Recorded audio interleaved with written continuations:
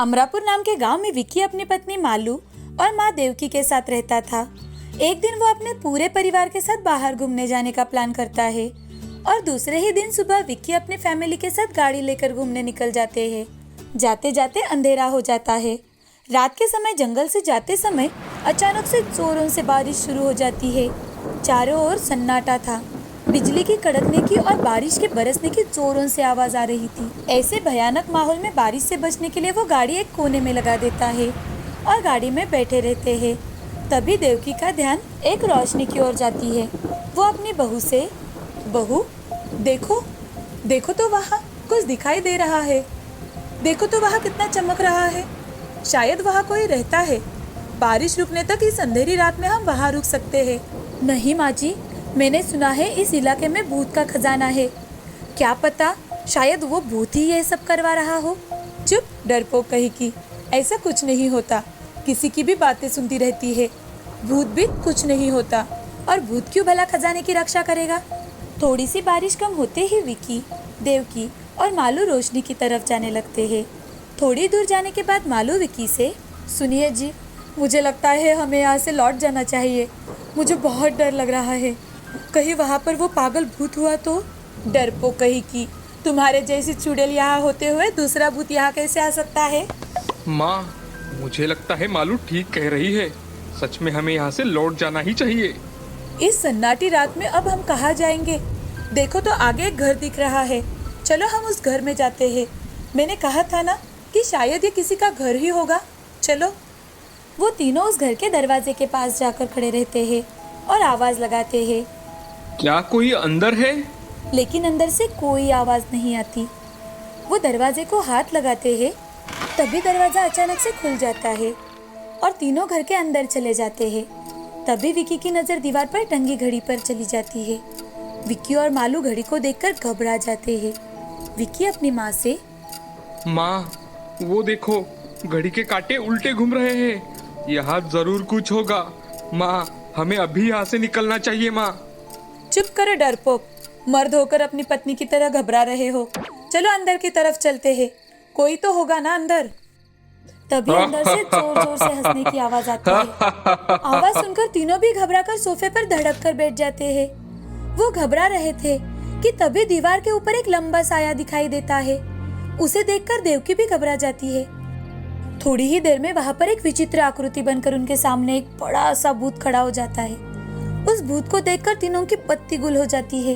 तभी मालू घबराई और रोते हुए, माँ जी, मैंने आपको कहा था ना यहाँ पर भूत है। आपने मेरा कुछ भी नहीं सुना। जाइए, अब आप ही जाइए उसके आगे। अब क्या होगा हमारा। अब तो मुझे और भी ज्यादा डर लग रहा है। तभी वो भूत जोर जोर से हंसने लगता है। आओ आओ, तुम सबका मेरे घर में स्वागत है। तुम यहाँ सब खजाना खोजने के लिए आए हो ना। ये जंगल में बहुत से लोग खजाने की तलाश में आ चुके हैं। मैंने किसी को जिंदा नहीं छोड़ा। अब मैं तुम्हें भी नहीं छोड़ूंगा। मेरा खजाना कोई नहीं ले जा सकता। इंसान बहुत लालची होता है। यहाँ इस खजाने की रक्षा के लिए मैं बैठा हूँ। कोई इसे हाथ भी नहीं लगा सकता। भूत उनके सामने खड़ा हो जाता है और विक्की घबराकर, अरे अरे अरे अरे, हमें खजाना वजाना कुछ नहीं चाहिए। तुम हमें यहाँ से जाने दो। हमें छोड़ दो। हमें खजाने का कोई लालच नहीं है। हम बाहर गांव जा रहे थे, लेकिन बारिश हो रही थी, इसलिए हम इस घर में आ गए। हमें यहाँ का खजाना नहीं चाहिए। हमें जाने दो। हाँ, हमें यहाँ से छोड़ दो। हमारी नीयत साफ है। आपका खजाना नहीं चाहिए हमें। हमारे पास जितना है हम उसी में खुश है। मुझे क्या तुम लोगों ने पागल समझ रखा है? मैं सब जानता हूँ। यहाँ सब लोग खजाने के तलाश में ही आते हैं। मुझे अब बहुत भूख लगी है। कई दिनों से मैं बहुत भूखा हूँ। अब मैं तुम सबको खा जाऊंगा।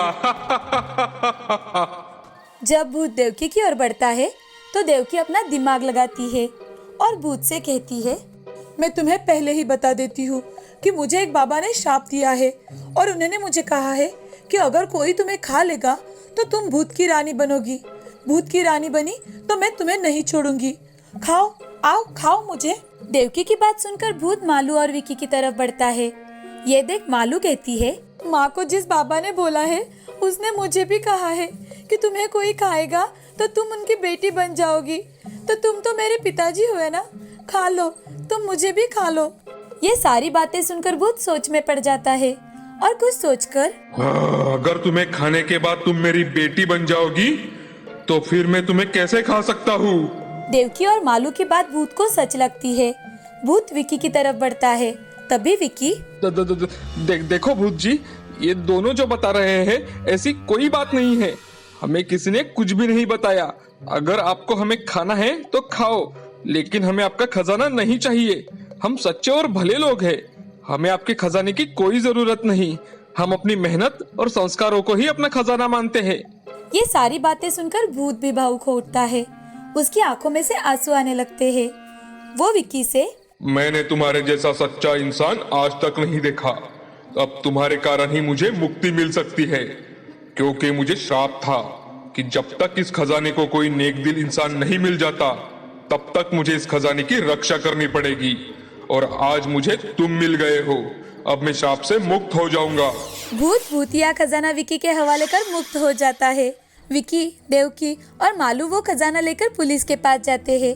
वो खजाना सरकारी तिजोरी में जमा करवाते हैं। उसमें से कुछ खजाना उन्हें बख्शिश के तौर पर मिल जाता है।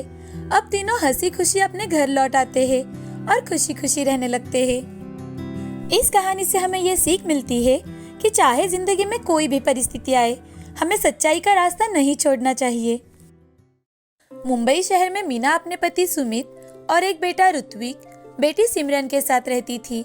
दोनों पति पत्नी बड़ी अच्छी जॉब पर थे। ऋत्विक और सिमरन बड़े से स्कूल में पढ़ते थे। उनका एक बहुत ही सुंदर और बड़ा सा घर था। मीना के सास ससुर रामपुर गांव में रहते थे, जहां पर वो एक शिक्षक थे। इसी कारण वो अपने बच्चों से मिलने के लिए कभी कभार ही आ पाते थे। एक दिन मीना ऑफिस के लिए निकल रही थी। ऋत्विक, बेटे, मैंने तुम दोनों का खाना बनाकर किचन में रख दिया है। स्कूल से आते ही खाना खा लेना, और तुम्हारा टिफिन भी वही रखा है। सिमरन को भी देना और घर का ख्याल रखना बेटा। हाँ माँ, आप जाओ। लेकिन माँ, क्या आज आप हमें कुछ पैसे दे सकती हो? आज हम सारे दोस्त मिलकर स्कूल छूटने के बाद पिज्जा खाने जाने वाले हैं। अरे वाह, आज तो तुम लोगों की अच्छी पार्टी है लगता है। और फिर खाना कौन खाएगा? माँ, प्लीज दो ना माँ। ठीक है, ये लो 500 रुपए। पैसे देकर मीना सुमित के साथ ऑफिस चली जाती है। अब दोनों बच्चे स्कूल खत्म होने के बाद पिज्जा और बर्गर खाने के लिए चले जाते हैं। धीरे धीरे अब उनका ये हर रोज का होने लगा था। बच्चे कभी मीना से पैसे लेते तो कभी सुमित से। अब उन्हें घर का खाना बिल्कुल भी अच्छा नहीं लगता था। एक दिन मीना घर आकर किचन में जाकर देखती है तो हर रोज की तरह खाना ढका हुआ जैसा का तैसा था। तो मीना सिमरन को आवाज लगाती है, सिमरन बेटा, यहाँ आओ। क्या आज भी तुम दोनों ने बाहर ही खाना खाया है? हाँ माँ, आज तो हमने फिंगर चिप्स और वड़ा पाव खाया था। बहुत ही टेस्टी था। तभी ऋत्विक वहाँ आ जाता है और अपनी माँ से, अरे माँ, आपको पता है आपके खाने से कई ज्यादा टेस्टी होता है फास्ट फूड। हमें तो वही अच्छा लगता है माँ। और माँ, हाँ, आज भी मैं खाना नहीं खाऊंगा। बाहर का खाना हर रोज अच्छा नहीं होता, कभी कभार खाया तो ठीक है बेटा। नहीं माँ, हमें यही खाना पसंद है, हम यही खाएंगे। मीना बच्चों को बहुत समझाती है, लेकिन बच्चे समझते ही नहीं।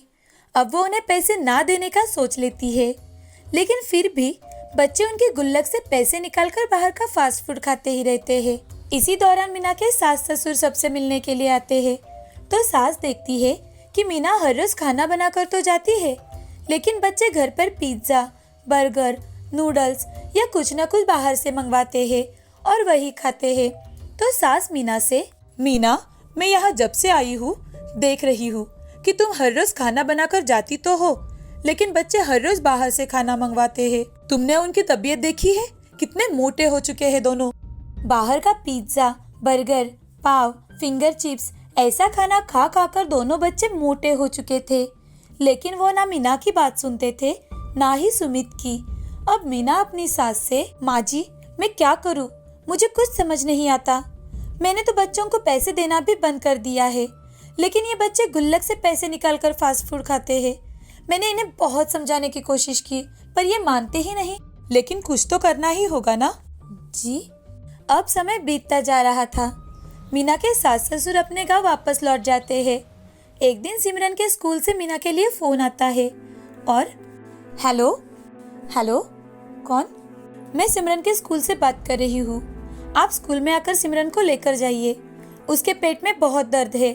वो रोते रोते बेहोश भी हो चुकी थी। हमने ऋत्विक को उसके पास बिठा दिया है। ये बात सुनकर मीना तुरंत ही सुमित को फोन लगाती है और फोन पर सारी बात बताती है। सुमित अपने ऑफिस का सारा काम छोड़कर मीना को लेकर स्कूल में चला जाता है और वो वहीं से अस्पताल में चले जाते हैं। अस्पताल में जाते ही सुमित डॉक्टर से, डॉक्टर, मेरी बेटी के पेट में बहुत दर्द है। वो स्कूल में बेहोश हो गई थी और अब हॉस्पिटल में आते आते गाड़ी में भी उसे उल्टियाँ आ रही थी। डॉक्टर सिमरन का चेकअप करवाते हैं और मीना से, आप इसे खाने में क्या खिलाती है? जी, आपका आपके बेटी के ऊपर ध्यान है या नहीं? लगता है वो हर रोज बाहर का खाना खाती है, इसीलिए उसकी ये हालत हो गई है। ऋत्विक ये सारी बातें सुनकर बहुत डर जाता है और अपनी माँ से, माँ, सिमरन को जो हो रहा है क्या मुझे भी ऐसा होगा? नहीं बेटा, ऐसा कुछ नहीं होगा। बस अब एक बात ध्यान में रखो कि बाहर का खाना हमारी सेहत के लिए अच्छा नहीं होता। कभी कभार खाए तो ठीक है, लेकिन तुम दोनों सुनते ही कहाँ थे? मैंने तुम दोनों को कितनी बार समझाया था। अब देख लिया ना क्या हुआ। सिमरन और ऋत्विक को अपनी गलती का एहसास हो जाता है। वो अपने माँ पिताजी से, माँ, हम दोनों को माफ कर दो। आज से ये गलती हम फिर कभी नहीं करेंगे माँ। ठीक है बेटा, लेकिन याद रखना, आज से तुम दोनों को घर का पौष्टिक और अच्छा खाना ही खाना है, समझे? अब 3-4 दिनों बाद ही सिमरन की अस्पताल से छुट्टी हो जाती है। सिमरन की दादी भी अब उनके साथ मुंबई में रहने आ जाती है। दादी अब बच्चों को हर रोज गर्मा गर्म और हेल्दी फूड बनाकर खिलाने लगी। उस दिन से दोनों बच्चों की सेहत बिल्कुल ठीक रहने लगी और सभी खुशी खुशी रहने लगे। एक समय की बात है, आनंद सागर नाम का एक बहुत ही सुंदर गांव था। उस गांव में विक्रम नाम का एक बहुत ही मेहनती किसान रहता था। विक्रम के पास 2 बैल थे। विक्रम हर रोज सुबह जल्दी उठकर अपने खेत पर जाता और पूरे दिन भर कड़ी मेहनत करता था। वो अपने खेत की जुताई करता। जुताई का काम पूरा हो जाने के बाद कुएं से पानी निकालकर खेत की सिंचाई करता। खेती के इन सभी कामों में विक्रम की पत्नी भी उसकी मदद करती। इस साल विक्रम ने अपने खेत में तरबूज की फसल लगाई थी और जितनी विक्रम ने इस साल मेहनत की थी, उसकी फसल भी इस साल उतनी ही अच्छी आई थी। तरबूज बड़े बड़े हो जाने के बाद विक्रम सारे तरबूजों को इकट्ठा करता है और बैलगाड़ी में भरकर उन्हें बेचने के लिए मंडी लेकर जाता है। लेकिन इस साल मंडी में तरबूजों की अच्छी कीमत नहीं मिल रही थी, इसीलिए विक्रम अपने सारी तरबूजों को लेकर घर लौट आता है और उदास होकर घर के बाहर सोचते हुए बैठ जाता है। तभी विक्रम के चाचा विक्रम के घर के पास से गुजर रहे होते हैं। वो विक्रम को इतना उदास और निराश बैठा देख विक्रम के पास जाते हैं और विक्रम से, अरे विक्रम बेटा, क्या हुआ? इतने उदास होकर क्यों बैठे हो? तुम्हें तो इस साल फसल भी अच्छी हुई है, फिर समस्या क्या है बेटा? अरे चाचा, इस साल फसल तो मुझे बहुत अच्छी हुई है, लेकिन मंडी में तरबूजों के दाम बहुत गिर चुके हैं, इसलिए मैंने वहाँ एक भी तरबूज नहीं बेचा। बस इतनी सी बात। तुम ऐसा करो, बैलगाड़ी में भरकर सारे तरबूज किसी सड़क पर बेचने ले जाओ। तुम मंडी में तरबूज ना बेचकर सीधे लोगों को बेचो। पिछले साल मेरे एक दोस्त ने भी ऐसा ही किया था, उसे बहुत अच्छी कमाई हुई थी। ऐसा कहकर चाचा वहाँ से चले जाते हैं। अगले ही दिन विक्रम तरबूज बैलगाड़ी में भरकर उन्हें सड़क पर बेचने के लिए निकलता है। विक्रम उसकी तरबूज की बैलगाड़ी एक भीड़भाड़ वाली सड़क पर खड़ी कर देता है। विक्रम के बढ़िया तरबूज लोग हाथों हाथ खरीद लेते हैं। देखते ही देखते विक्रम के सारे तरबूज बिक गए। उस दिन विक्रम को बहुत अच्छी कमाई हुई। विक्रम खुश होकर अपने घर के लिए लौटता है। इधर विक्रम के घर के पड़ोस में चंदू नाम का एक बहुत ही आलसी किसान रहता था। विक्रम की अच्छी कमाई हो रही है ये देख चंदू बहुत चौंक जाता है और जब वो विक्रम को पैसों से भरी थाली घर में लेकर जाते हुए देखता है, तब चंदू चुपके से विक्रम की सारी बातें सुन लेता है कि कैसे तरबूज बेचकर विक्रम ने इतने सारे पैसे कमाए हैं। अगले दिन से चंदू भी हल लेकर तरबूज की खेती करने के लिए अपने खेत की तरफ निकलता है। चंदू भी अपने खेती की जुताई करता है और फिर तरबूज के बीज अपने खेत में डालता है। चंदू तरबूजों को जल्दी बड़ा करने के लिए अपने खेत में जमकर केमिकल का इस्तेमाल करता है और इसी तरह उसके खेत के तरबूज जल्दी बड़े हो जाते हैं। चंदू जब एक तरबूज को फोड़कर देखता है तो उसे पता चलता है कि अभी तक तो तरबूज लाल भी नहीं हुए हैं। अरे, ये तरबूज अभी तक लाल ही नहीं हुए, अब मैं क्या करूं? तभी चंदू के दिमाग में एक तरकीब आती है। वो अपने सभी तरबूजों को लेकर घर पहुंचता है और बाजार से तरबूज लाल और मीठे करने वाला केमिकल खरीद लाता है और इंजेक्शन के जरिए सभी तरबूजों को अंदर से लाल कर देता है और सोचता है, अब तो मेरे तरबूज खूब बिकेंगे और मैं भी विक्रम के बराबर पैसा कमा पाऊंगा। ऐसा सोचकर अगले दिन चंदू भी सड़क के किनारे एकदम विक्रम के नजदीक ही अपने तरबूज मात्र 2 रुपए किलो में बेचने बैठ जाता है। लेकिन फिर भी कोई उसके पास से तरबूज खरीदते नहीं। लोग सिर्फ विक्रम के तरबूज खाना ही पसंद करते हैं। आइए भाई साहब, आइए, ताजा मीठे और प्राकृतिक तरीके से लाल तरबूज खाइए। चंदू को यह सब देखकर बहुत गुस्सा आता है कि कोई उसके पास तरबूज खरीदने के लिए नहीं आ रहा। वो सोचता है, मुझे किसी भी तरह इस विक्रम के बच्चे को ठिकाने लगाना ही पड़ेगा। आज रात में विक्रम के सारे पैसे ही चुरा लूंगा। उस रात चंदू चुपके से विक्रम के घर में खिड़की से झांककर देखता है तो उस वक्त विक्रम पैसे गिनकर संदूक में रख रहा होता है।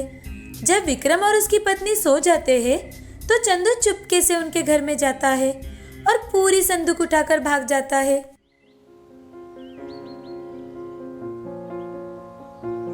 अरे विक्रम, क्या हो गया? इतना दुखी होकर क्यों बैठे हो भाई? अब क्या बताऊं भाई साहब, कल रात को कोई मेरे घर से पैसे चुरा कर भाग गया। मैंने पैसे संदूक में रखे थे, कोई पूरी संदूक ही उठा कर ले गया। मैं तो बर्बाद हो गया, अब मैं क्या करूंगा? थोड़ा ध्यान रखा करो विक्रम। अब जो हुआ सो हुआ। अब अपने खेत पर जाओ और दोबारा काम में जुट जाओ। ईश्वर तुम्हारी जरूर मदद करेगा। बेचारा विक्रम निराश और हताश होकर अपने खेत की तरफ जाता है। जब विक्रम अपने खेत में आ पहुंचता है तब उसे बहुत ही बड़ा और चमकीला तरबूज दिखाई देता है। इतने बड़े तरबूज को देखकर विक्रम चौंक जाता है। तभी वहां एक देवी प्रकट होती है और विक्रम से, विक्रम, ये एक जादुई टंकी है। मैंने देखा है कि तुम अपनी फसल उगाने के लिए बहुत मेहनत करते हो। मेरी तरफ से ये तुम्हारे लिए एक इनाम है। ये लो, ये एक जादुई छड़ी है। जब भी तुम इस छड़ी को टंकी पर 3 बार मारोगे तो ये टंकी जूस से भर जाएगी। और एक बात हमेशा याद रखना, टंकी भरने के बाद इसे एक काले कपड़े से ढक देना, तभी इसका जूस बनना बंद हो जाएगा, वरना ये बढ़ता ही रहेगा। इस टंकी का जूस बेचकर तुम बहुत सारा धन कमा सकते हो और उस धन से तुम हमेशा गरीब लोगों की मदद करते रहना। ऐसा कहकर देवी अदृश्य हो जाती है। विक्रम उस टंकी को उठाकर अपने घर पर आता है और अपनी पत्नी को सारी बात बताता है। अरे भाग्यवान, तुम्हें पता है देवी माँ ने मेरे मेहनत के इनाम के लिए मुझे ये जादुई टंकी दी है। ये टंकी जूस देती है, जूस। जैसे ही इस छड़ी को इस टंकी पर 3 बार मारा तो ये टंकी जूस से भर जाती है। विक्रम अपने पत्नी को सब कुछ करके दिखाता है और उस पर एक काला कपड़ा डालकर उसे रख देता है। अगले दिन से विक्रम लोगों को तरबूज का जूस पिलाने का काम करता है। और लीजिए भाई साहब, तरबूज का जूस सेहत के लिए बहुत फायदेमंद होता है। जल्द ही विक्रम के पास तरबूज का जूस पीने वालों की भीड़ लगने लगती है। जादुई टंकी से विक्रम की खूब कमाई होती थी। विक्रम अब बहुत ही जल्दी अपने लिए एक बड़ा घर बना लेता है। इधर चंदू विक्रम की सफलता देखकर बहुत दुखी होता है और फिर से विक्रम के घर जाकर चुपके से विक्रम और उसकी पत्नी की बातें सुनता है। भाग्यवान, जादुई टंकी की मदद से हम इतने अमीर हो पाए हैं। अगर ये टंकी हमें नहीं मिलती तो आज भी हम गरीब ही रहते थे। इधर चंदू चुपकर विक्रम की सारी बातें सुन लेता है। जब रात हो जाती है तो राघव जादुई टंकी चुराने की सोचता है। अगर मैं इस विक्रम की जादुई टंकी को चुरा लूं तो मैं भी बहुत अमीर बन जाऊंगा। हाँ, और इस टंकी को लेकर मैं यहाँ से बहुत दूर किसी गांव में चला जाऊंगा ताकि मेरा पता किसी को ना चले। चंदू आहिस्ता आहिस्ता चोरी छुपे विक्रम के घर में घुस जाता है और विक्रम की जादुई टंकी और छड़ी लेकर भाग जाता है। टंकी को किसी दूर गांव में ले जाने के लिए चंदू टंकी को नाव में रख लेता है और नाव से नदी पार करने लगता है। तभी उसके मन में ख्याल आता है। अब मैं भी इस जादुई टंकी का थोड़ा सा जूस टेस्ट ही कर लेता हूँ। चंदू को टंकी में जूस कैसे लाना है ये तो पता था, लेकिन उस जूस को कैसे बंद करना है ये पता नहीं था। छड़ी को 3 बार टंकी पर मारकर चंदू टंकी जूस से भर लेता है, लेकिन बहुत कोशिश करने के बाद भी टंकी से जूस निकलना बंद नहीं होता। धीरे धीरे से पूरी नाव जूस से भर जाती है और चंदू भी उस नाव के साथ साथ नदी में डूब जाता है।